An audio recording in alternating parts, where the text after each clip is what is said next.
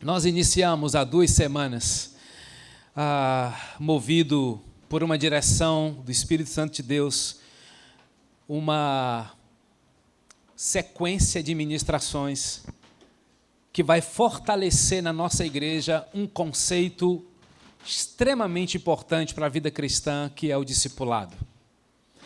E eu não sei o que você tem em mente quando você escuta essa palavra discipulado, mas eu tenho ideia de que em Cristo, na palavra de Cristo, nós iremos ressignificar algumas coisas, nós iremos desfazer outras, e nós colocaremos o discipulado naquilo que ele precisa, no lugar que ele precisa estar. Nós falaremos sobre discipulado da perspectiva de Cristo, não como um método, o método virá depois, mas para a gente entender o que de fato Deus quer ensinar a nós. E a pergunta que nós iniciamos, já vou pedir para você abrir a sua Bíblia, mas eu vou te introduzir em uma introdução, em um contexto, para você entender o que nós queremos compartilhar, até para trazer algo que nós iniciamos também há 2 semanas, e nós trouxemos uma pergunta que é: o que Jesus espera dos seus seguidores? O que Jesus espera dos seus seguidores? Todo discípulo deveria ter como alvo, irmãos, ser igual a Jesus e fazer o que Jesus fez. Todo discípulo deveria ter como alvo ser igual a Jesus e fazer o que Jesus fez. Onde eu tirei essa ideia? Inspirado por Mateus 10, 24 e 25. Você pode ir anotando esses versos, porque você pode ir conferindo, você pode aprofundando aquilo que está sendo ministrado nesse lugar. Mateus capítulo 10, versos 24 e 25 diz assim: o discípulo não está acima do seu mestre, nem o servo acima do seu senhor. O texto diz: basta ao discípulo ser como seu mestre, e ao servo como o seu senhor. Então, Jesus tem uma expectativa que nós almejemos e busquemos ser como Ele é. Isso confronta, irmãos, algumas frases cristãs, evangélicas, que a gente ouviu na nossa trajetória cristã, de que é impossível ser perfeito, de que esse só quer ser santo. Frases que nós usamos, mas ninguém é perfeito.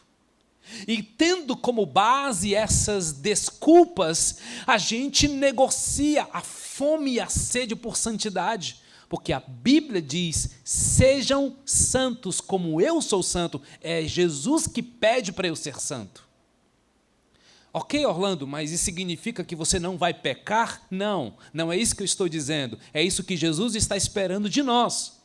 Não é que eu peco menos, é que eu permaneço mais. Dá para entender? Não é que eu me esforço para não pecar, é que eu me esforço para permanecer. Você nunca terá força para vencer a carne, porque a carne nunca melhora. Só tem um caminho para mortificar a carne, é o Espírito, é no Espírito, no poder do Espírito Santo. Portanto, se vivemos no Espírito, diz a palavra de Deus, andemos também no Espírito. Então, Mateus 5,8, por exemplo, vai dizer: sejam perfeitos como o vosso Pai é perfeito. Irmãos, como assim? A Bíblia está pedindo para a gente ser perfeito. Isso não significa que você não vai pecar, até porque a palavra de Deus diz que aquele que diz que não peca é mentiroso e a verdade não está nele. Não é sobre não pecar, é sobre se levantar rápido depois que pecar, é sobre se arrepender rápido depois que pecar, é sobre não se acostumar com o estilo de vida de pecado, porque há sempre uma recompensa para o pecado: a morte da tua vida espiritual, a morte do seu casamento, a morte das suas relações. O pecado vai como um câncer matando a nossa vida. Por isso que morte espiritual nunca é da noite para o dia. Ninguém acorda dizendo assim: hoje eu vou acabar com o meu casamento.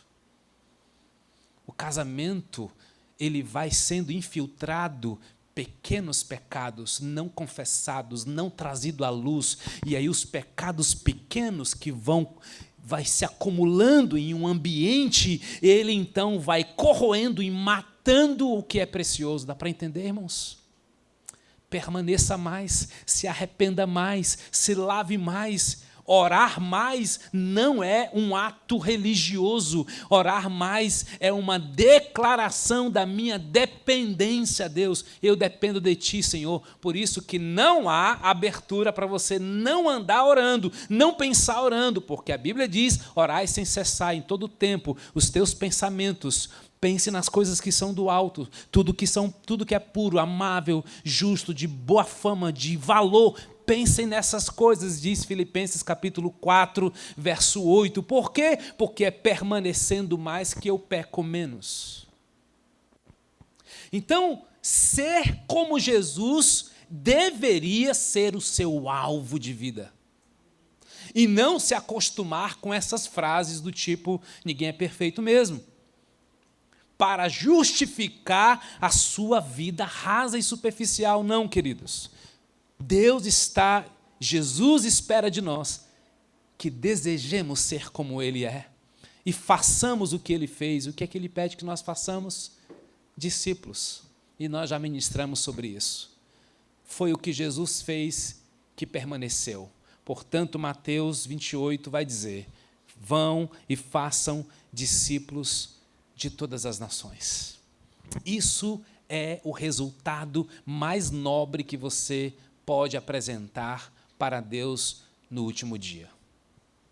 De alguma forma, irmãos, a nossa história cristã, por onde nós passamos e damos graças a Deus por onde passamos, somos gratos a Deus pelas pessoas que nos influenciaram, mas nós precisamos ter a humildade para reconhecer que nós também aprendemos muitas coisas que Deus nunca pediu da gente, ou que a gente fez demais algo que Deus pediu para a gente fazer de menos, ou que Deus pediu para a gente fazer de menos e a gente acabou fazendo demais. Preste atenção, Ele espera que nós façamos discípulos, isto é, pessoas é o que Deus mais ama. Mas, de alguma forma, a nossa história cristã, religiosa, nos ensinou que é fazendo coisas para Deus, é servindo em ambientes eclesiásticos que a gente está cumprindo a nossa missão. Não, irmãos, não confunda missão com serviço. Servir é um ato de amor pelo ambiente que Deus nos coloca, pela família que nós nos reunimos. Por isso que a grande maioria das vezes a palavra vai dizer, sirvam uns aos outros, sirvam com seus dons e talentos para a edificação da igreja. Dons é para edificação. Missão, fazer discípulo, é para a salvação, é para a consolidação desse novo e para o discipulado desse novo, irmãos.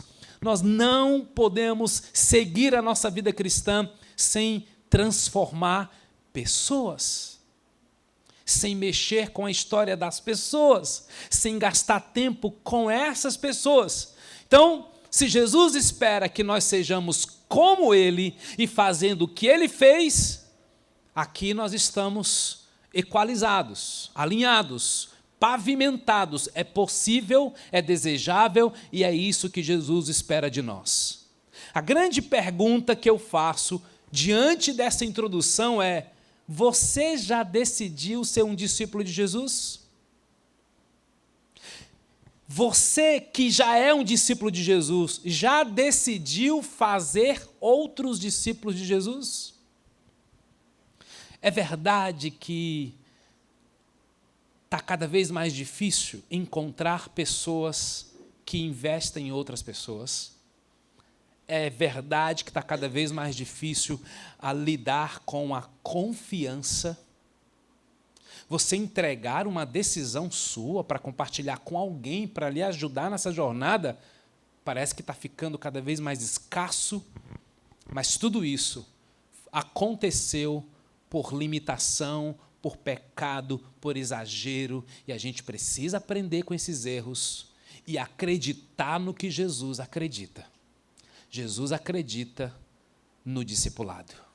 Ele começou o discipulado. Ele investiu sua vida na vida de 12 homens, para que eles fossem capazes de ser como Jesus e fazer o que Jesus fez. Jesus não chamou os grandes para liderar a igreja. Jesus não chamou os grandes, os mais sábios, para conduzir o seu movimento na terra. Não, gente, Jesus chamou homens comuns, imperfeitos, iletrados. Para quê? Para que eles fossem transformados e assim transformar outros. Você já é um discípulo de Jesus? Temos dito aqui na Casa Viva que a gente não quer ser uma igreja de crentes. A gente quer ser uma igreja de discípulos. E vocês vão entender cada vez mais por que essa declaração tão contundente desse pastor que vos fala. O caminho, gente, é o discipulado. Todo discípulo precisa de um caminho para seguir o seu mestre. E todo mestre ou discipulador precisará de um caminho para andar com seu discípulo. Entre o discípulo e o mestre há um caminho, o caminho do discipulado. E no caminho do discipulado você vai desfrutar de um poder diferente, que só no discipulado esse poder é manifesto. É o poder da transformação.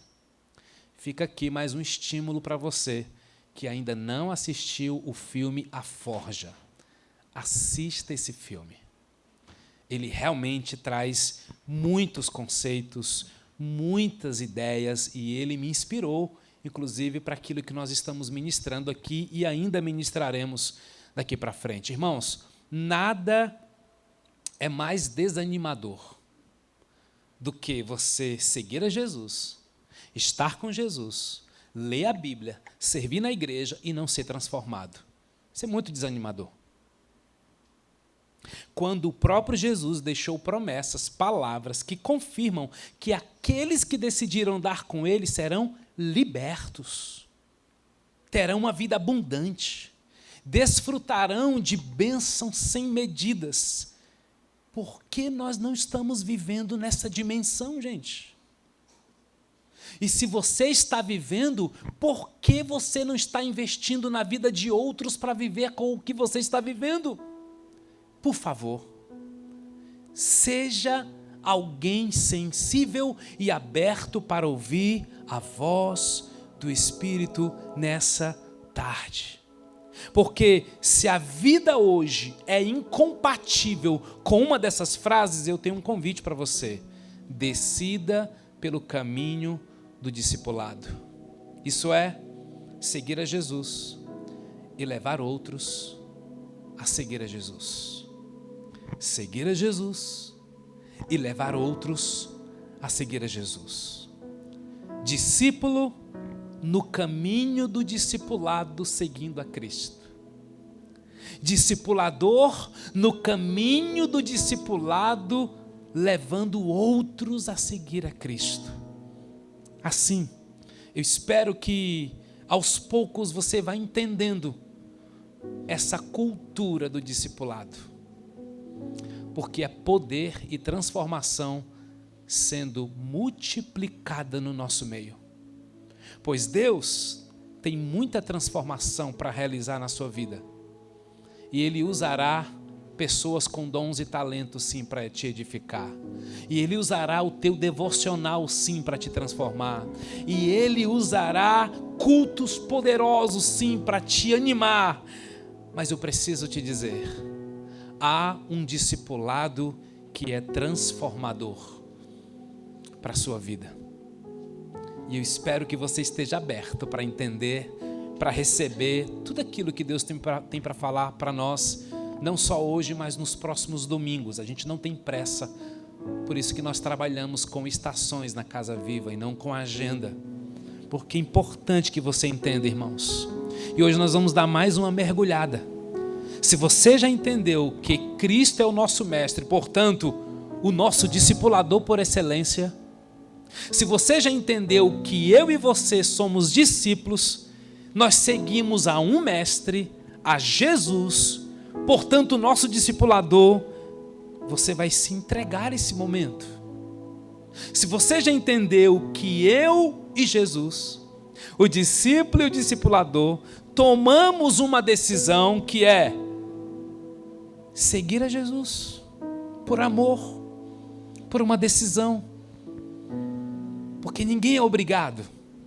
Jesus decidiu me amar e Ele me chamou para ser seu. A palavra de Deus diz lá em Marcos 3,14 que quando Ele chamou os discípulos para andar com Ele.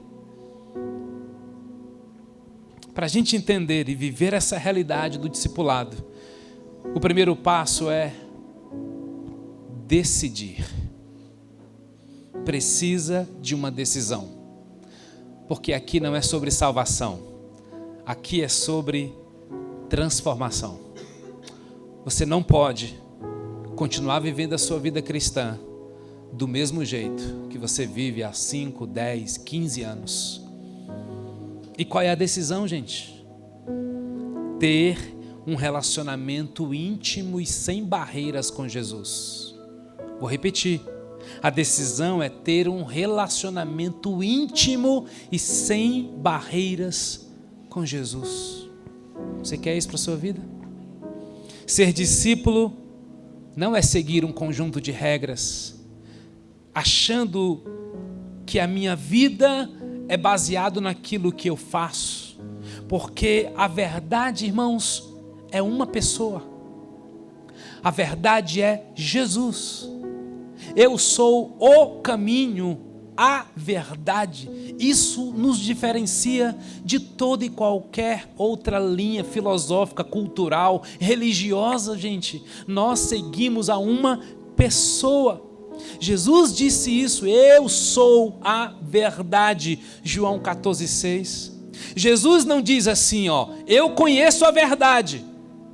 Jesus não dá uma aula conceitual em forma de princípios para nós. Jesus diz assim, prazer, eu sou a verdade. Você quer conhecer meu Pai? Olhe para mim. Quem vê a mim, vê o Pai. João 14, dos versos 8 a 10. Queridos, Jesus é a encarnação da verdade, porque Ele é a própria encarnação dessa ideia, dessa verdade. Jesus não é alguma coisa que a gente entende, pessoal. Olhe para isso. Jesus não é uma coisa que a gente entende, mas é alguém que a gente vê. É alguém que a gente toca. Jesus é alguém que a gente fala, Ele ouve e Ele fala também. Quando Filipe disse, mostra-nos o Pai, Jesus diz o quê? Olhe para mim. Quem vê a mim, vê o Pai. Por isso João diz, Ele veio cheio de graça e de verdade e vimos a sua glória. No caminho do discipulado você precisa ver Jesus.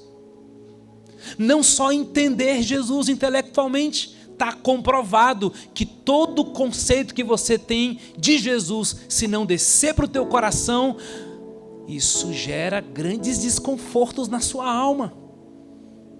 Porque, irmãos, se Jesus escolhesse os discípulos que sabem mais, Ele não teria escolhido Pedro, Tiago, João, Filipe, Ele teria escolhido os fariseus, gente. Os fariseus sabem muito de Bíblia. E eu preciso dizer isso em alto e bom som, ser discípulo é seguir uma pessoa. E eu te pergunto, se você está seguindo uma pessoa, o que ele tem falado com você? Porque essa pessoa fala. E se ele tem falado com você, o que ele tem pedido de você? E se ele tem te pedido algo, você tem ouvido? Você tem reagido ao que ele tem pedido para você? Qual foi a última vez que você, ouvindo a voz dessa pessoa que você segue, ele te pediu para você não fazer algo? Mas, gente, eu não estou dizendo que você leu a Bíblia, eu não estou dizendo que você foi a um culto, eu estou dizendo que Jesus falou ao seu coração, gente. E isso é relação de discípulo com mestre. Não há nada entre você e Jesus, lembra? Uma relação íntima e sem barreiras com Jesus. É nesse nível de discipulado que nós queremos que você entenda, porque Deus fala com você. Não é possível que Deus sempre tem que usar alguém para te dar uma palavra, um encorajamento, um recado. Gente, isso faz parte do processo, mas se você vive dependendo de momentos para ouvir a voz de Deus, isso é um sinal que você ainda tem uma caminhada para ser um discípulo. Você escuta o que Ele fala.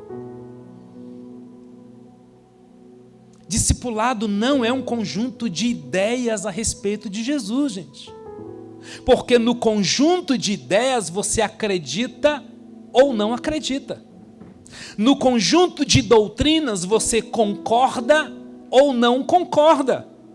Mas Jesus não é para concordar ou discordar. Jesus é alguém para você seguir ou rejeitar. Está fazendo sentido? Ele é uma pessoa. A resposta a Jesus não é eu acredito ou não acredito. Não, a resposta a Jesus é segui-lo ou rejeitá-lo. Por isso ele vai dizer, quem quiser me acompanhar, negue-se a si mesmo. Quem quiser o quê? Me acompanhar. Negue-se a si mesmo, tome sua cruz e siga-me. Vem comigo. Vem andar comigo. Não é quem quiser me acompanhar no sentido de estudar Jesus, compreender Jesus, acreditar em Jesus, é seguir a Jesus. Queridos, crer em Jesus não é apenas entender Jesus. Crer em Jesus é seguir Jesus.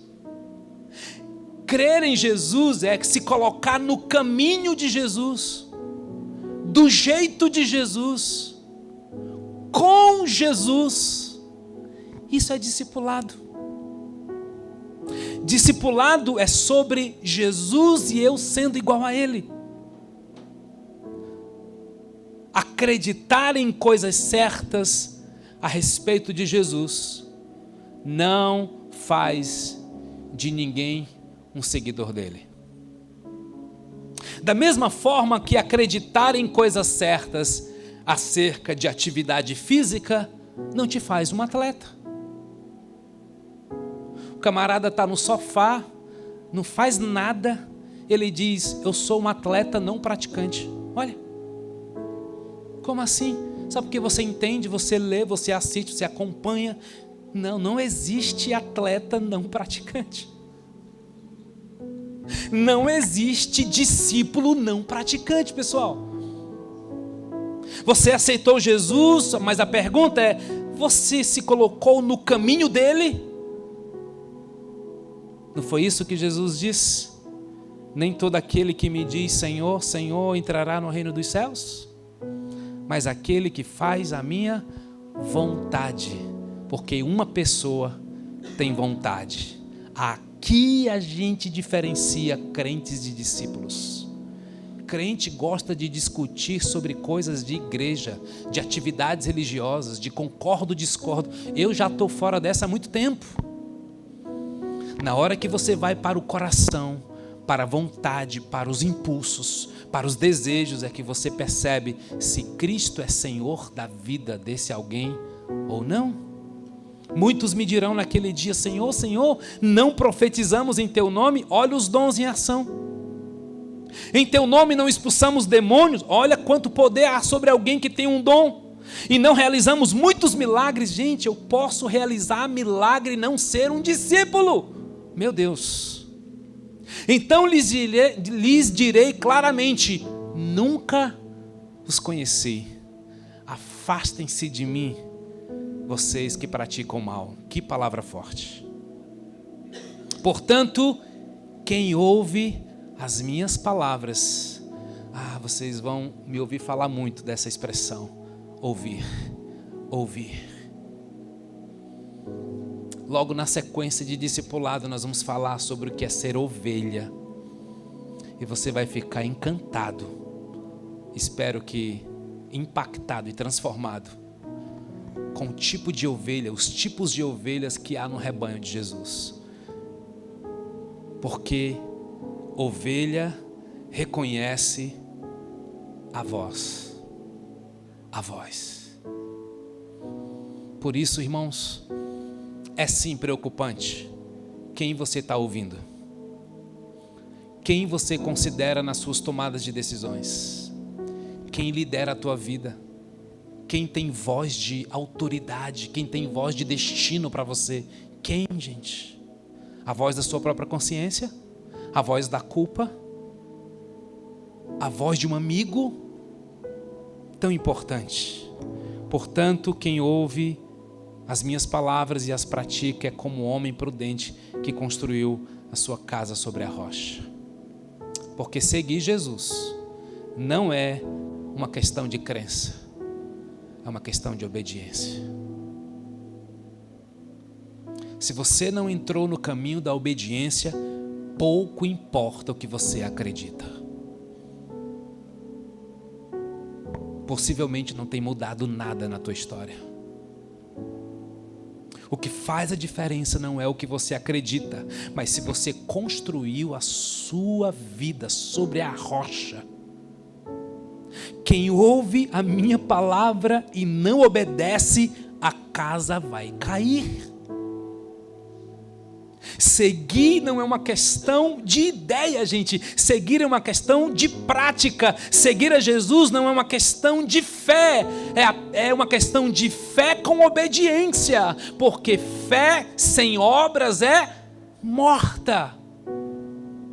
Obras aqui não é ajudar pessoas carentes nesse sentido. Obras aqui é viver de acordo com a vontade do seu Senhor. Obra aqui não é uma ideia de assistencialismo. Obra aqui é engajamento na obediência. Obra é tomou um tapa na cara, vire a outra face. A obra aqui é foi ofendido, perdoe. Está sendo acusado injustamente, suporte. Está sendo perseguido por alguém, ore por aqueles que vos perseguem. Porque fé sem obra é morta. Ser discípulo é então seguir a Jesus, fazer o caminho de Jesus, do jeito de Jesus, com Jesus. Vou repetir. Ser discípulo é seguir a Jesus, no caminho de Jesus, do jeito de Jesus, com Jesus. Abra sua Bíblia em Mateus capítulo 16.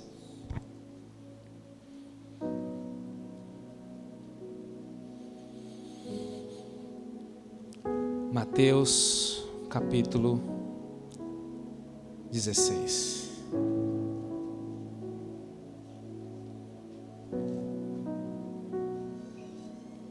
A partir do verso 13.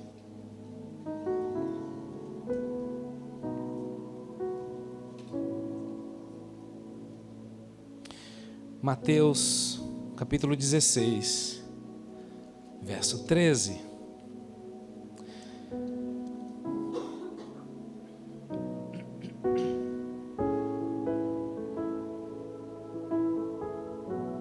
Chegando Jesus à região de Cesareia de Filipe, perguntou aos seus discípulos: quem os outros dizem que o Filho do Homem é? Eles responderam: alguns dizem que é João Batista, outros dizem que é Elias, e ainda outros Jeremias ou um dos profetas. E vocês? Perguntou ele. Quem vocês dizem que eu sou? Simão Pedro respondeu: tu és o Cristo, o Filho do Deus vivo. Jesus respondeu: feliz é você, Simão, filho de Jonas, porque isto não foi revelado a você por carne ou sangue, mas por meu Pai que está nos céus. E eu digo que você é Pedro, e sobre esta pedra edificarei a minha igreja, e as portas do Hades não poderão vencê-la. Eu darei a você as chaves do reino dos céus. O que você ligar na terra terá sido ligado nos céus, e o que você desligar na terra terá sido desligado nos céus. Então advertiu aos seus discípulos que não contassem a ninguém que ele era o Cristo. Desde aquele momento, Jesus começou a explicar aos seus discípulos que era necessário que ele fosse para Jerusalém e sofresse muitas coisas nas mãos dos líderes religiosos, dos chefes dos sacerdotes e dos mestres da lei, e fosse morto e ressuscitasse no terceiro dia. Então Pedro chamou à parte, começou a repreendê-lo, dizendo: Nunca, Senhor, isso nunca te acontecerá. Jesus virou-se e disse a Pedro: Para trás de mim, Satanás, você é uma pedra de tropeço para mim, e não pensa nas coisas de Deus, mas nas dos homens. Então Jesus disse aos seus discípulos: Se alguém quiser acompanhar-me, negue-se a si mesmo, tome a sua cruz e siga-me, pois quem quiser salvar a sua vida, a perderá. Mas quem perder a sua vida por minha causa, a encontrará. Pois que adiantará o homem ganhar o mundo inteiro e perder sua alma? Ou o que o homem poderá dar em troca de sua alma? Pois o Filho do Homem virá na glória de seu Pai com seus anjos, e então recompensará a cada um de acordo com o que tenha feito. Garanto a vocês que alguns dos que aqui se acham não experimentarão a morte antes de verem o Filho do Homem vindo em seu reino. Texto muito forte, irmãos. Esse é um dos textos mais profundos que Jesus deixou para nós. Quem quiser vir após mim, quem quiser acompanhar-me, negue a si mesmo, tome a sua cruz e segue-me. Deixa eu lhe dizer uma coisa. Você não está entendendo muito de escatologia? De hamartiologia, de pneumatologia? Fica tranquilo. São conceitos teológicos profundos, né? A grande pergunta é: você já entendeu que você precisa seguir alguém? É isso. Você está ouvindo a voz desse alguém? É isso. Você entendeu que não pode mentir para prejudicar as pessoas? É isso. Você entendeu que você precisa amar? É isso. Você entendeu que você não pode ser indiferente às pessoas? Porque por mais que você entenda tudo sobre eclesiologia, se você não ama as pessoas, do que vale o teu conhecimento, entende? Você entendeu o que é perdão? Então, se você entende esses princípios básicos de alguém que está falando com você, queridos, você vai longe, você vai entender e vai estar no centro da vontade de Deus. Vamos entender um pouquinho esse texto, vamos entender um pouquinho esse contexto, porque tem algo tão precioso aqui para nós. Jesus pergunta aos seus discípulos: quem vocês dizem que eu sou? Pedro diz: tu és o Cristo, o Filho do Deus vivo, e nós cantamos isso hoje. A partir desse momento, irmãos, Jesus ele é identificado como Cristo, o Filho de Deus. Então Jesus começa a explicar sobre o caminho dele. Percebe no texto? Ele diz quem ele é e ele começa a dizer: olha, tem um caminho aí pela frente, já que vocês já sabem quem eu sou. Eu preciso encontrar-me com a vida. O destino é a ressurreição. Mas eu vou precisar passar pela experiência do sofrimento e da morte. Isso aqui é muito importante, porque você pode dizer assim: seguir a Jesus é só sofrimento. Não, sofrimento faz parte do processo. Seguir a Jesus é ter certeza de ressurreição, gente. Jesus não veio se encontrar com a morte, ele veio se encontrar com a vida, com a ressurreição. Ele diz: eu sou a ressurreição e a vida. Mas ele precisa de um caminho. E o caminho dele é de sofrimento e de morte. Ele está dizendo: você vai andar comigo? Aqui Jesus não expulsou Pedro da sua presença. Então, interessante isso. Jesus disse: para trás de mim. O que significa, hein, gente? Essa é uma linguagem do discípulo com seu discipulador. Jesus está dizendo o seguinte: ei, não ande perto de mim com regras, com ideias, com eu acho, com eu penso. Ocupa o teu lugar, Pedro. Logo em seguida, Jesus diz assim: quem quiser andar atrás de mim, negue-se a si mesmo. Aí aqui ele estabelece algo interessante, porque Cristo nos ensina qual é a relação correta com Ele. Sabe qual é o nome dessa relação correta com Ele? É o discipulado. É segui-lo. É ser discípulo de Jesus, no caminho de Jesus, seguindo os seus passos. Você está andando atrás de Jesus? Não, mas eu quero andar do lado de Jesus. Não tem essa opção não, querido. Mas eu quero andar na frente de Jesus. Já já você vai entender o que vai acontecer com você se você quiser andar na frente de Jesus. Ou você está atrás, seguindo Jesus, ou você está na frente atrapalhando Jesus. Cristo está dizendo assim: para trás de mim, Satanás. Quem é Satanás, gente? É uma entidade maligna que vem para matar, roubar e destruir. Tá, mas no contexto de Jesus não tem a ver com isso. Nesse contexto, Satanás é todo aquele que se coloca na frente de Jesus. Pegou? Satanás é todo aquele que se torna uma pedra de tropeço e atrapalha o caminho de alguém que está seguindo a Jesus. Aí você diz assim: eu não quero estar na frente e nem atrás. Não dá para andar do lado dele? Não dá.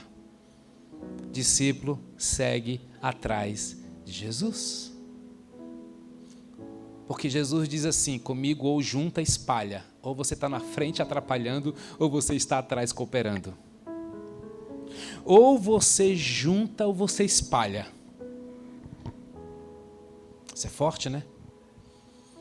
Porque às vezes a gente não entende que a gente está na frente de Jesus, querendo dar dicas para Ele, determinando para Ele e se frustrando com Ele quando Ele não faz aquilo que a gente quer. Quem quer estar com Jesus precisa andar no caminho de Jesus. E eu trago essa declaração para vocês como se fosse 3 critérios. O discípulo de Jesus anda no caminho de Jesus, ponto 1. O discípulo de Jesus anda no caminho de Jesus à maneira de Jesus, ou seja, do jeito de Jesus. Terceiro, o discípulo anda no caminho de Jesus, do jeito de Jesus, com Jesus. O que seria isso? O discípulo de Jesus anda no caminho dele. Bom, já aprendemos que ele é o caminho. E se ele é o caminho, ele tem direção para a nossa vida. Se ele tem um caminho, a gente vai passar pela cruz. Sim, vai ter sofrimento, vai ter morte, mas vai ter ressurreição.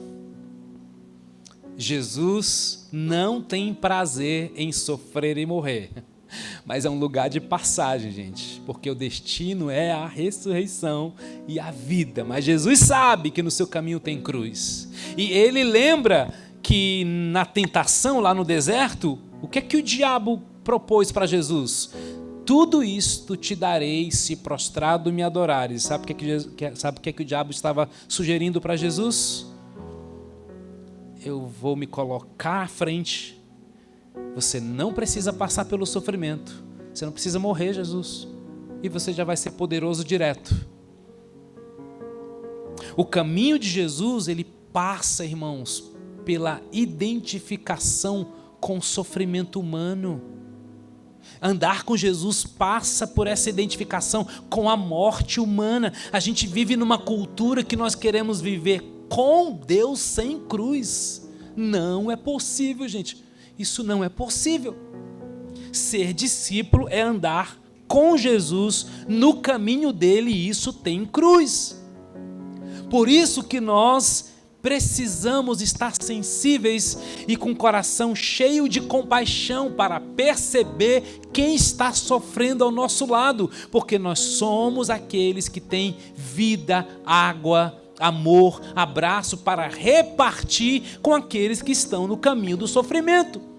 Jesus fez isso? Claro que ele fez isso. Ele parou, ele chorou, ele chora diante de um homem morto, que é Lázaro. Ele não chorou, gente, mas ele não evitou a morte.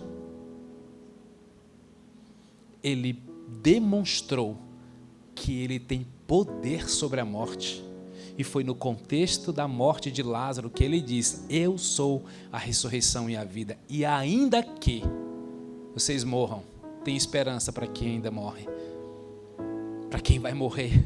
Eu sou a ressurreição e a vida. Gente, Jesus, ele chora diante de Lázaro, ele chora diante de Jerusalém, e a Bíblia conta que Jesus, ao chegar em Jerusalém, ele chora e diz: Jerusalém, Jerusalém, que mata os profetas, mas não ouve a voz de Deus.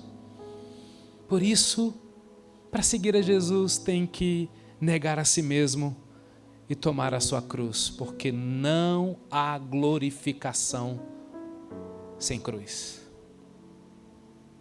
Agora, a gente vai no caminho de Jesus, sabendo que vamos nos encontrar com a ressurreição, que passaremos pelo sofrimento, mas que no caminho de Jesus a gente precisa andar do jeito dele.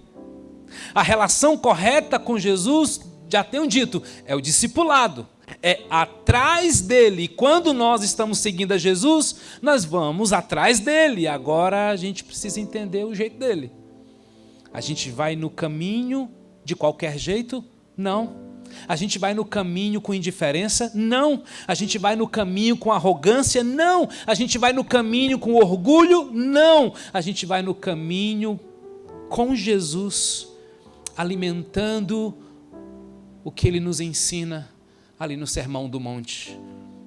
Na caminhada com Jesus, a gente vai aprender a chorar, porque tem gente que ainda não aprendeu a chorar. No caminho com Jesus, a gente vai aprender a ter pureza de alma, porque tem gente que não consegue ter pureza nas coisas, nem nas relações. E no Sermão do Monte, ele vai nos ensinar como é o jeito dele. A gente vai no caminho de Jesus, pessoal, do jeito dele, aprendendo a perdoar. Não do seu jeito, 70 vezes 7. Na minha versão, eu diria incontáveis vezes. Perdoar até perder as contas, virando a outra face. Porque o jeito de Jesus é muito contracultural. O jeito de Jesus é muito contra a nossa natureza humana, terrena. E ele vai dizer: quem quiser reter a sua vida vai perder. Mas quem quiser ganhar a sua vida, entregue a sua vida para mim. Morra junto comigo. Jesus diz: quem vive, esse deve morrer. Na mente de Jesus, vive quem morre, ganha quem perde, multiplica quem reparte. Entende? Com Jesus é diferente, gente. Ser discípulo de Jesus é uma jornada linda, poderosa. Sim, tem marcas, mas são marcas de Cristo, gente. Ah, como eu sonho de ver uma geração, uma igreja que encara o Evangelho de Jesus e não se assusta com isso, porque isso tem que ser o nosso desejo, o nosso anseio, para a gente não ficar justificando: meu Deus, como está difícil ajudar pessoas, porque logo tem alguma coisa que aparece, muito importante, tá? Não vou minimizar suas dores, por favor, mas é porque eu sou assim mesmo. Não, mas é porque meu pai me criou desse jeito. Não, mas é porque eu estou em crise. Não, mas é porque... Aí você começa a dizer para você mesmo e você fica esperando alguma coisa acontecer e nada acontece. Porque o que você tem que fazer mesmo é se perder nos braços de quem pode te dar direção. O que você tem que fazer mesmo é se jogar nos braços de quem pode cuidar de você. Se render, gente, se quebrar, se quebrantar. Eu gosto de dizer o seguinte: aquele camarada que não se quebranta é uma questão de tempo, Deus vai quebrar ele. Eu não quero ser quebrado, gente, eu quero ser quebrantado. Cuidado, quem não é quebrantado é quebrado. E eu conheço algumas pessoas bem quebradinhas que ainda não se quebrantaram. Tamanho orgulho, tamanho a incapacidade de se render, de confiar. Isso confunde muito, gente, a nossa religiosidade. Tenha paciência comigo, porque a gente precisa confrontar esse câncer que mata pessoas que querem ser discípulos, mas não conseguem. Porque, de fato, ser religioso é chato. E nós precisamos esclarecer que nessa busca de negar a si mesmo, carregar a sua cruz e seguir, pode, numa linha muito, muito fina, pisar no lado da religiosidade. Daqui a pouco, parece que tudo que eu gosto é imoral, é ilegal e engorda. Meu Deus, agora não pode fazer mais nada, né, pastor? Tenha calma, tenha muita calma. Meu Deus, eu quero comer um pudim. Não pode, tem que negar a si mesmo. Calma, nem tanto. E isso gera em nós o quê? Uma frustração. Por quê? Porque eu não posso comer pudim. Não, falta gozo na relação a dois, na relação sexual. Aí a gente começa a viver a frustração constante. Aí eu não consigo viver uma espiritualidade farisaica. O que é que eu faço? Eu piso o pé na jaca, no pudim, né? E aí eu me culpo. Aí agora eu não tenho mais só frustração de não conseguir. Agora eu tenho culpa de ter tentado, não ter conseguido, pisado o pé na jaca. E agora eu me sinto culpado. Mas você continua tentando. Esse é o espírito religioso que a gente tem que ter cuidado. E eu preciso ter humildade, sabedoria para dizer: calma, igreja. Não quero propor um estilo religioso. Porque servir e seguir a Jesus é libertador, gente. É libertador. Mas você vai tentando. Você tenta fazer a vontade de Deus. Você tenta fazer a vontade de Cristo, negar a si mesmo. Aí você começa a alimentar um ressentimento. Porque você não pode comer pudim, mas o irmão do teu lado está comendo. Como é que pode, Deus? Ele é tão abençoado comendo pudim, eu não posso. Aí eu fico aqui salivando com esse pudim. Aplique para qualquer outra área da sua vida, tá certo? Estou usando uma expressão para amenizar aqui. Aí você fica ressentido com Deus, porque tem coisas ruins acontecendo na sua vida. Aí você diz: estou me privando de prazeres, Deus. Deus, eu estou mortificando a minha carne. Deus, é muita luta. Aí você vive esse espiral que torna cada vez mais rigoroso com o seu comportamento de seguir a Jesus, negando a si mesmo, buscando uma vida virtuosa, mas não pode comer pudim. Coloque isso para as relações. Coloque isso para as suas finanças. Coloque isso para a sexualidade. Coloque isso para um relacionamento. Aí você se levanta no meio da célula ou da sua casa e diz: graças te dou, Jesus, porque não sou como esses demais comedores de pudim. Olha aí a casca do religioso, todo quebrado por dentro, mas ele chega na célula e diz: esses bandos de comilões, doido para comer pudim também. Porque afinal de contas, tem que ter algum resultado, porque eu orei, porque eu jejuei, porque eu me privei de comer pudim. Aí você desenvolve um outro sentimento, que é o sentimento do julgamento, gente. Frustração, culpa, julgamento, tudo que a religiosidade faz com a gente. É tudo isso que você não pode ser, não deve ser, não queira ser em nome de Jesus. Porque você faz parte agora de um grupo seleto. Aí essas pessoas se sacrificam em nome de Deus. E não vai demorar muito, ele vai começar a se sentir muito especial aos olhos de Deus. E vai começar a dizer, mas, você não está orando, irmãos? Você devia orar. Você não está jejuando? Você só jejua 8 horas? Eu jejuo 3 dias. Aí começa esse sentimento infernal, carnal, religioso, que não é bem-vindo no nosso meio, porque a gente não vai viver uma espiritualidade farisaica, que se coloca no andar de cima dos demais. Não. A gente vai viver a humildade, a gente vai viver a simplicidade, a gente vai andar atrás, a gente vai se colocar aos pés da cruz, porque a gente não vai ser grande por aquilo que a gente faz para Deus, mas porque Ele nos coloca em lugar de honra. Humilhai-vos debaixo da potente mão do Senhor, para que Ele, a seu tempo, olha só, Ele, no caminho dEle, do jeito dEle, vos exalte. Gente, é lindo quando Deus exalta uma pessoa, é ou não é? Quando você começa, essa semana eu ouvi alguns testemunhos de gente dizendo assim, cara, aconteceu, deu certo, a porta abriu, vendeu, aconteceu, e disse, aleluia, Deus está honrando você, Deus está cuidando de você, porque foi colocado em oração, em humildade, em espera, e não fica, e por que Deus não me responde?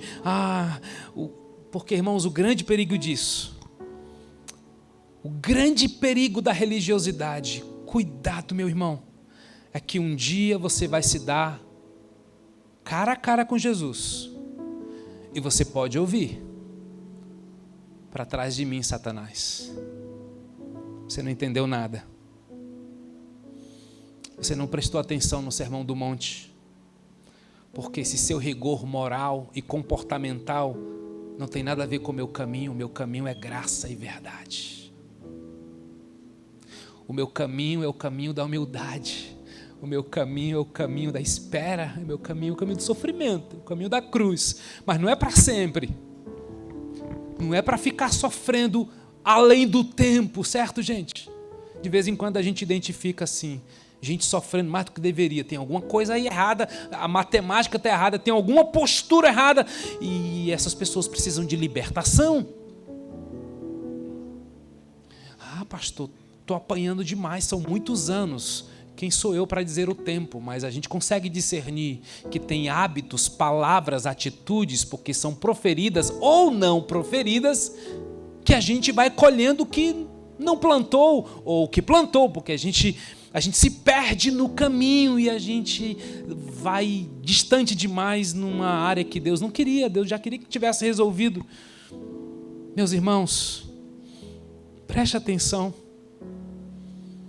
não seja religioso no nome de Jesus, não meça por aquilo que os seus olhos veem, não faça isso, porque você pode chegar na presença de Deus e dizer, eu nunca matei ninguém, Jesus. Jesus diz, para com isso, se você desejou o mal contra o seu irmão, você já matou. Jesus, eu me mantive casado, nunca traí minha esposa. Pois é, que com Jesus agora a traição acontece em outro cenário, em outro ambiente. Não vem se apresentar como esse camarada religioso, mas se coloca humilde. Se coloca humilde, Senhor, eu preciso da Tua graça, da Tua misericórdia hoje, eu dependo mesmo, Senhor, eu não tenho força, Senhor, seja a minha força, porque a gente não vai gerar uma igreja que vive discipulado com base na sua performance. Ninguém está autorizado a dar carteirada em ninguém aqui, gente. O nosso padrão é Jesus.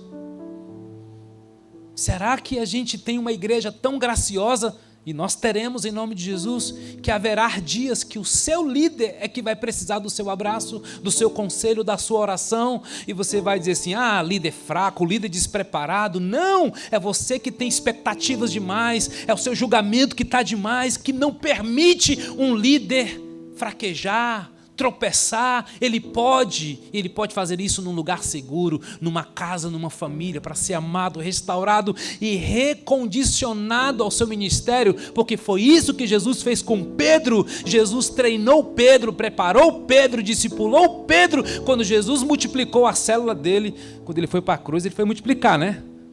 Lembra? Ele foi para a cruz aí, 12 células começou ali. Ele foi multiplicar a célula dele, multiplicando o seu amor. Aí quando ele precisou de Pedro, Pedro negou ele.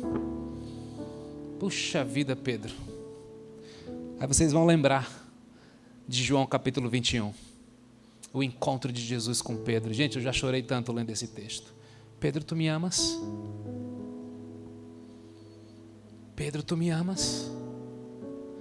Pedro, tu me amas? Cuida de gente, Pedro. Cuida de pessoas. Pastoreia as minhas ovelhas, Pedro. Gente, que graça. Você sabia que Pedro foi o pastor da igreja de Atos? Gente, sinceramente, eu não sei se eu colocaria Pedro para ser pastor da próxima unidade da Casa Viva. Eu preciso ser transformado também.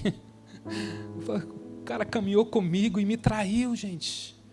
Mas o amor de Jesus, a graça de Jesus é tão grande que diz, meu Deus, alguém fez isso comigo no passado, sabe, gente? Eu já vivi histórias na minha vida muito dramáticas, que alguém teve amor por mim, compaixão por mim, me protegeu, me discipulou, me amou e disse, volta, cara, volta. Jesus ama você, você tem um coração ensinável, você é um cara humilde, você é servo, vai lá, cara, o teu tropeço não te define, é a graça, gente, é a graça. Isso é ser discípulo, pessoal. Queremos essa igreja onde líderes são discípulos, onde papai é discípulo, mamãe é discípulo, pastor é discípulo, e a gente vai criar um ambiente de graça para restaurar, entende? Eu sei que a linha é tênue, né? Entre a liberdade e a libertinagem, mas deixa o Espírito Santo tratar a igreja, deixa o Espírito Santo conduzir a igreja, porque como dissemos ontem à noite, né, um tempo de mesa com Carlos e a Isabelle, a gente teve um dia tão cheio de compromisso, a gente ainda sentou à mesa ontem, quase 9 horas da noite, e a gente pensando naquela luta, marca, desmarca, meu Deus, aí o dia vai dando sinais, está cansado, e vai dar 9 horas. Gente, se a gente não decide, não acontece. Se a gente não decide sentar à mesa, pagar esse preço maravilhoso, que nem é um preço, é uma decisão, a gente não vai viver o prazer de um mínimo de sacrifício, gente. Que sacrifício que Deus tem pedido de você? Concluo. No caminho de Jesus, do jeito de Jesus, com Jesus. Essa é a maravilha do discipulado, gente. A relação com Jesus é o discipulado, é atrás dele, não é na frente dele, porque quem não está seguindo está atrapalhando. E quando Jesus se despede dos seus discípulos, ele diz, quando vocês forem por aí, façam o que eu fiz, multipliquem-se, do mesmo jeito que eu fiz com você. Ajude as pessoas. Pare de atirar pedras. Quando todo mundo estiver atirando pedra em alguém, seja aquele que oferece uma voz. Mulher, cadê os teus acusadores? Seja aquele bom samaritano que para no caminho, sabe? Para cuidar desse que está caído. Seja assim. Uma das expressões mais fortes da grande comissão é ensinando-os a obedecer a tudo quanto tem ordenado.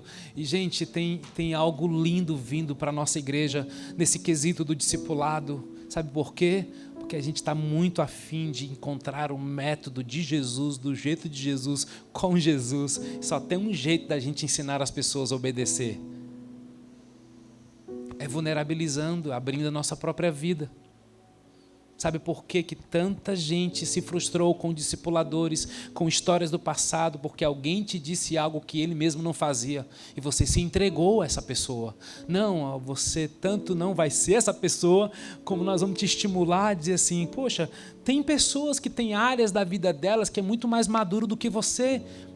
Ei, o pastor não é exemplo para tudo. Você nunca ouviu isso, né? No púlpito das suas igrejas aí, por onde vocês passaram?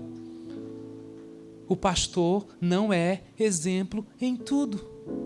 Eu também choro, eu também digo, meu Deus, essa área aqui da minha vida precisa crescer, eu preciso evoluir, eu preciso... Só perguntar para minha esposa. Não, pergunta não. Ela já sabe. Ela sabe das áreas que eu preciso crescer. Tem áreas da minha vida que eu sou um neófito. Sabe o que é neófito? Um novo convertido. Mas tem uma coisa que é profundamente transformador na vida de cada discípulo. Ele tem um coração ensinável. E eu quero te estimular, se você não viu o domingo passado, ouça a ministração que Deus entregou para o Carlos e ele dividiu com a igreja. Seja como criança. Que palavra especial, irmãos. Nos ensinando a ser discípulos como criança. Foi muito profundo. Ouça isso. Saia do pedestal. Ei, desce desse pedestal. Sai do teu isolamento. Sai desse medo, dessa preocupação com a tua reputação. Vamos seguir juntos. Jesus, nós estamos todos na mesma jornada. Aí a gente diminui um pouco a expectativa uns sobre os outros, a gente eleva o nosso encorajamento uns aos outros e nós vamos ser parecidos com Jesus, gente. Amém? Pastor, você é muito sonhador. Claro, gente. Alguém tem que sonhar. Porque, como eu sempre digo, eu não quero fazer do Levi um grande filho. Eu quero fazer do Levi um grande homem, para que ele seja um grande pai e a geração multiplique-se em outra geração. Filho é uma fase e eu tenho que plantar as sementes certas, mas eu quero ver meu filho sendo pai, gente. Então eu estou treinando o Levi para ele ser pai e não para ser um grande filho, porque daqui a pouco ele vai ter outras estações da vida dele. Eu preciso treinar a Bianca, a Lara, eu e a mãe, né? Para ser mãe, para ser alguém que gera, entende? Eu cumprindo o meu papel como autoridade, como homem, que só um homem pode fazer na vida de uma filha, e só uma mãe pode fazer na vida de um filho, e isso são conversas para depois, e a gente já está sonhando em trazer essa cultura do discipulado com mais profundidade para o ambiente da família, porque é lá que o bicho pega, é lá que a gente tem que vencer primeiro os estágios e Deus vai nos levar para um nível maior de profundidade. Você crê nisso? Feche seus olhos.